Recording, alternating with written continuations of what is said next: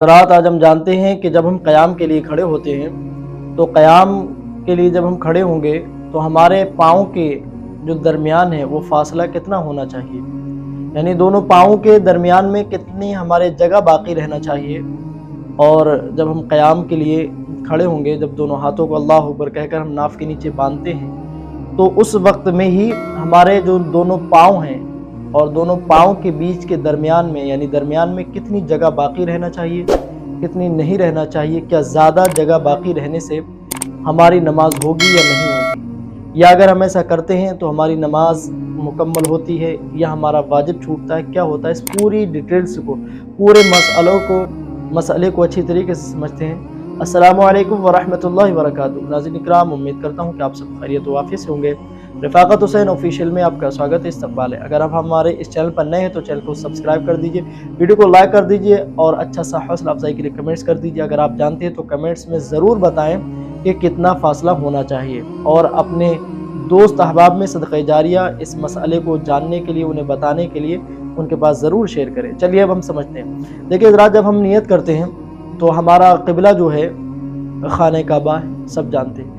तो जब हम खाने काबा की तरफ मुंह करते हैं तो हमारा मुंह जब उधर को होता है, हम क़याम करते हैं, हम अल्लाहु अकबर कहकर हम जब नाफ के नीचे दोनों हाथों को बांधते हैं तो उस वक्त में जो हमारे पाँव के दरमियान में जो जगह होती है वो कितनी होना चाहिए, और हमारे उन पाँव की उंगलियों का जो रुख है वो किस तरफ होना चाहिए, और उसी के साथ साथ हमारे पाँव के बीच में अगर ज़्यादा जगह बाकी रहेगी तो नमाज पर क्या असर पड़ने वाला है या क्या नहीं पड़ने वाला है। तो देखिए हज़रात, इसका मसला ये है कि अगर आप क़याम के लिए खड़े हुए और क़याम जब करेंगे, करते वक्त आपने जो है आपके दोनों पाँवों के दरमियान में जो जगह बाकी है, जो हिस्सा बाकी है, वो 4 उंगल का रहना चाहिए।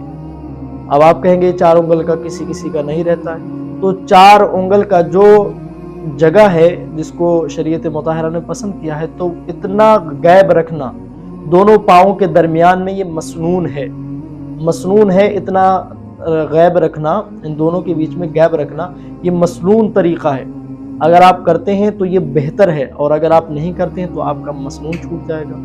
तो इसलिए आपको इसके साथ साथ और ये भी चीज़ इसमें ख्याल रखें, जब आप क़याम करें तो आपके दोनों पाँवों के बीच में 4 उंगल का फासला होना चाहिए, और फिर उसके बाद में 4 उंगल के साथ साथ हमारे पाँव की जो उंगलियों का रुख है वो खाने काबा की तरफ होना चाहिए। ऐसा नहीं कि मुड़े हुए होना चाहिए या उधर इधर हमारे पैर फैले हुए हों, तो इस तरीके से हमारा मसनून तरीक़ा छूट जाएगा। और अगर हम 4 उंगल का फासला हम इसमें रखते हैं दोनों के दरमियान में, तो इससे क्या होगा कि हमारा खुशू खुजू बढ़ेगा।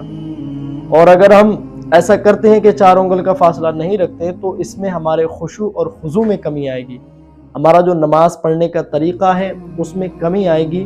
और जब हम खुशू खुजू के साथ नमाज़ पढ़ते हैं, यानी जिस जगह पर हमारा जो तरीक़ा है उस तरीक़े को अदा करते हैं और उसके मुताबिक अदा करते हैं, तो उससे हमारा खुशू खुजू बढ़ता है, और उसकी वजह से अल्लाह ताला हमारी नमाज को भी कबूल फरमाता है। जब भी आप नमाज़ पढ़ें तो अल्लाह से ये ज़रूर मांगें कि अल्लाह ताला मुझे खुशू खुजू के साथ नमाज अदा करने की तौफीक अता फरमाए। मैं समझता हूँ ये मसला आपकी समझ में आ चुका होगा।